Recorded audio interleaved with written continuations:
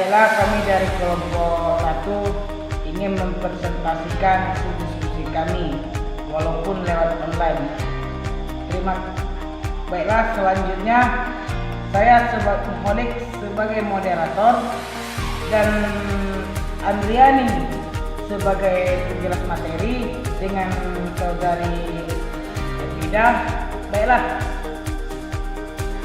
penjelasan selanjutnya akan disampaikan saudari Andriani dan saudari Ida. Kepada mereka kami persilahkan yang akan menyampaikan hasil presentasi kami. Muhalik akan menyampaikan tentang arti dan definisi pendidikan. Definisi pendidikan adalah proses pengubahan sikap dan tata seseorang atau kelompok orang dalam usaha mendewasakan manusia melalui upaya pengajaran dengan pelatihan-pelatihan. Menurut para ahli atau ada beberapa para ahli yang mengatakan pendidikan itu berbagai macam makna gitu. Yang pertama, John Dewey. John Dewey mengatakan pendidikan adalah rekonstruksi pengalaman yang menambah makna dan menambah kemampuan untuk mengarahkan pengalaman selanjutnya. Yang kedua, John mengatakan pendidikan adalah proses dalam makna potensi-potensi, kemampuan, kapasitas manusia yang mudah dipengaruhi oleh kebiasaan disempurnakan dengan sedemikian rupa gitu. Yang ketiga, Carter Gould, dia mengartikan pendidikan adalah keseluruhan di mana proses seseorang mengembangkan kemampuan, sikap dan bentuk-bentuk tingkah laku lainnya yang bernilai positif. Ada juga yang mengatakan, Ki Hajar Dewantara yang mengatakan pendidikan itu tuntunan di dalam hidup tumbuhnya anak-anak. Dan ada juga seorang para ahli yang mengatakan, Ria Karya, pendidikan itu adalah intisari atau eidos, dan pendidikan ialah pemanusiaan manusia muda, pengangkatan manusia muda ke taraf insani. Itulah yang menjelma dalam semua perbuatan mendidik. Itulah definisi dari pendidikan. Selanjutnya dan selebihnya akan disampaikan oleh saudari kami. Baiklah, saya Andriani akan melanjutkan materi yang telah disampaikan oleh Muhalik. Saya akan menampilkan PowerPoint sebagai berikut. Baiklah, saya akan menjelaskan tentang filsafat pendidikan. Filsafat pendidikan dibagi menjadi beberapa filsafat. Di antaranya yaitu filsafat pendidikan yang mengkaji berbagai teori kependidikan dengan metode dan pendekatan dalam pendidikan. Filsafat pendidikan mengkaji strategi pembelajaran alternatif. Selanjutnya, filsafat pendidikan mengkaji hakikat tentang kurikulum pendidikan. Berikutnya, filsafat pendidikan menguji hakikat tentang evaluasi pendidikan dan evaluasi pembelajaran. Filsafat pendidikan mengkaji hakikat alat-alat dan media pendidikan. Metode yang digunakan oleh filsafat pendidikan adalah sebagai berikut. Dibagi menjadi 3: ontomologi pendidikan, epistemologi pendidikan, aksiologi pendidikan. Ontomologi pendidikan merupakan substansi pendidikan dalam semua perspektifnya, sebagai mana melihat pendidikan dari tujuan esensinya sebagai percepatan maksimum dari pendidikan. Yang kedua, epistemologi pendidikan, yang merupakan penyelidikan sumber ajaran atau prinsip yang terdapat dalam pendidikan serta dasar atau asas yang digunakan untuk pendidikan yang dimaksud.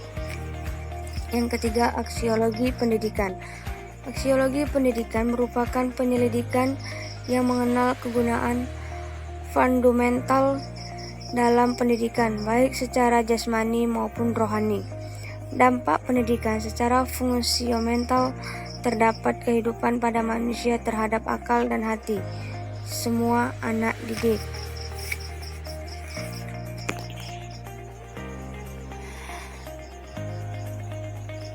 Materi selanjutnya, tujuan pendidikan. Tujuan adalah arah atau jurusan. Pendidikan adalah humanisasi, yaitu supaya memanusiakan manusia atau upaya membantu manusia agar mampu mewujudkan diri selain dengan martabat kemanusiaannya. Adapun fungsi pendidikan. Pendidikan berfungsi untuk mempersiapkan menghadapi masa depan agar hidup lebih sejahtera, baik sebagai individu maupun secara kolektif, sebagai warga masyarakat baik bangsa maupun antar bangsa. Itulah tadi materi yang saya sampaikan. Saya ucapkan banyak terima kasih, dan materi selanjutnya akan disampaikan oleh Kak Efrida Yani. Kepada Kak Efrida dipersilakan. Baiklah, saya Efrida Yani akan melanjutkan presentasi dari Andriani, yang mana di sini ada bermacam-macam tujuan pendidikan menurut para ahli. Dr. M.G. Langeveld mengemukakan ada 6 macam tujuan pendidikan, yaitu tujuan umum. Tujuan umum adalah tujuan paling akhir dan merupakan keseluruhan atau kebulatan tujuan yang ingin dicapai oleh pendidikan. Bagi Langeveld, tujuan umum atau tujuan akhir adalah kedewasaan yang salah satu cirinya adalah telah hidup dengan pribadi mandiri. Yang kedua, tujuan khusus. Tujuan khusus adalah pengkhususan tujuan umum atas dasar berbagai hal, misalnya usia, jenis kelamin, inteligensi, bakat, minat, lingkungan sosial budaya, tahap-tahap perkembangan, tuntutan persyaratan, pekerjaan, dan sebagainya. Yang ketiga, tujuan tak lengkap. Tujuan tak lengkap adalah tujuan yang hanya menyangkut sebagian aspek kehidupan manusia. Misalnya, aspek psikologis, biologis, sosiologis. Dari aspek psikologis, misalnya hanya emosi atau pikiran saja. Yang keempat, tujuan sementara. Tujuan sementara adalah tujuan yang hanya dimaksudkan untuk sementara saja. Sedangkan kalau tujuan sementara itu sudah dicapai lalu ditinggalkan dan diganti dengan tujuan yang lainnya. Misalnya, orang tua ingin agar anaknya berhenti merokok dengan dikurangi uang sakunya. Kalau sudah tidak merokok, lalu ditinggalkan dan diganti tujuan lain, misalnya agar tidak suka begadang. Yang kelima, tujuan intermedier adalah tujuan perantara bagi tujuan lainnya yang pokok. Misalnya, anak dibiasakan untuk menyapu halaman, maksudnya kelak agar dia mempunyai rasa tanggung jawab. Yang keenam, tujuan insidental adalah tujuan yang dicapai pada saat-saat tertentu, seketika, spontan. Misalnya, guru menegur anak yang bermain kasar pada waktu bermain sepak bola. Orang tua menegur anaknya agar duduk dengan sopan, dan sebagainya. Semuanya itu adalah tujuan insidental atau seketika. Klasifikasi tujuan menurut Langeveld, di Indonesia pernah diperkenalkan adanya tujuan umum, tujuan institusional, tujuan kurikuler, dan tujuan instruksional umum, dan tujuan instruksional khusus. Yang mana tujuan umum di sini adalah tujuan akhir atau tertinggi yang berlaku di semua lembaga dan kegiatan pendidikan di seluruh Indonesia. Tujuan pendidikan yang ada dalam GBHN Undang-Undang Pendidikan seperti Undang-Undang Nomor 2 Tahun 1989 adalah tujuan umum atau tujuan pendidikan nasional bagi kegiatan pendidikan di Indonesia. Yang kedua, tujuan institusional adalah tujuan yang menjadi tugas suatu lembaga pendidikan untuk mencapainya. Misalnya sekolah dasar mempunyai tujuan, SLTP mempunyai tujuan, SMU juga mempunyai tujuan. Perguruan tinggi seperti universitas-universitas yang lain juga memiliki tujuan. Yang ketiga, Tujuan kurikuler adalah tujuan yang akan dicapai oleh mata pelajaran atau bidang studi tertentu. Yang keempat, tujuan instruksional adalah tujuan yang ingin dicapai pada waktu agar guru mengajar suatu pokok bahasan tertentu. Tujuan ini ada dua macam, yaitu tujuan instruksional umum dan tujuan instruksional khusus. D. Ruang lingkup pendidikan. Yang pertama, pendidikan dalam arti sempit. Pendidikan dalam arti mikro atau sempit merupakan proses interaksi antara pendidik dan peserta didik, baik di keluarga, sekolah, maupun di masyarakat. Namun, pendidikan dalam arti sempit sering diartikan sekolah atau pengajaran yang diselenggarakan di sekolah sebagai lembaga pendidikan formal.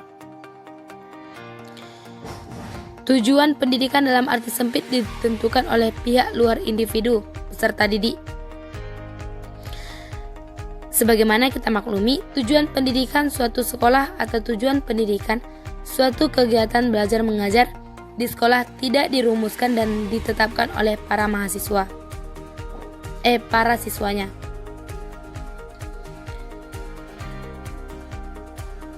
Pendidikan dalam arti luas.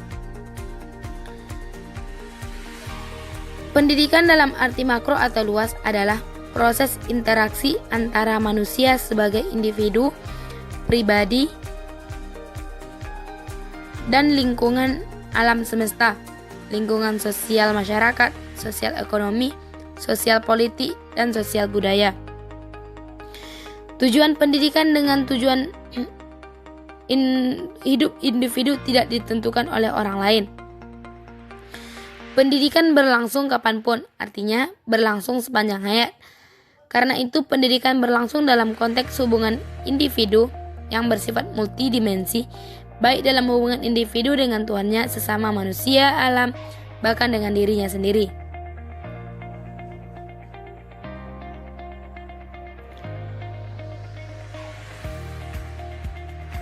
Adapun segi-segi atau pihak-pihak terlibat dalam komponen pendidikan adalah perbuatan mendidik itu sendiri, anak didik, tujuan pendidikan, pendidik, materi pendidikan, metode pendidikan, evaluasi pendidikan, alat-alat pendidikan. Kesimpulan dari makalah kami yaitu makna pendidikan secara sederhana dapat diartikan sebagai usaha manusia untuk membina kepribadiannya sesuai dengan nilai-nilai di dalam masyarakat dan kebudayaan. Dengan demikian, bagaimanapun sederhananya peradaban suatu masyarakat, di dalamnya pasti terjadi atau berlangsung suatu proses pendidikan. Karena itulah, sering dinyatakan pendidikan telah ada sepanjang peradaban umat manusia. Pendidikan pada hakikatnya merupakan usaha manusia melestarikan hidupnya. Baiklah, itu hasil diskusi kami dari kelompok 1. Jika ada kesalahan dan kehilapan dalam berbicara atau dalam menyampaikan kurang materi, kami mohon diberi maaf. Wabillahi taufiq wal hidayah. Wassalamualaikum warahmatullahi wabarakatuh.